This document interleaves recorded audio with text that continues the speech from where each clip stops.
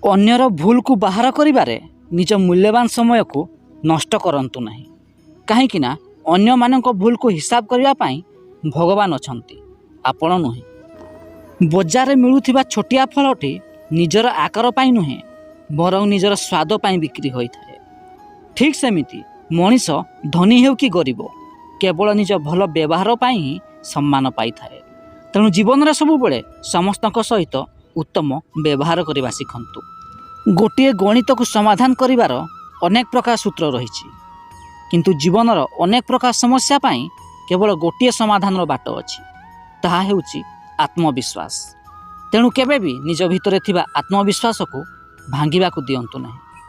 ଯିଏ ଆପଣଙ୍କୁ କ୍ଷମା ମାଗୁଛି ତାକୁ କ୍ଷମା କରିଦିଅନ୍ତୁ, କାହିଁକି ନା ଯିଏ ଦୋଷ କରି ମଧ୍ୟ କ୍ଷମା ମାଗିଥାଏ ସେ ହେଉଛି ଖୁବ୍ ସାହସୀ, ଏବଂ ଯିଏ ପ୍ରତିଶୋଧ ନ ନେଇ କ୍ଷମା କରିଦିଏ ସେ ହେଉଛି ଖୁବ୍ ଶକ୍ତିଶାଳୀ।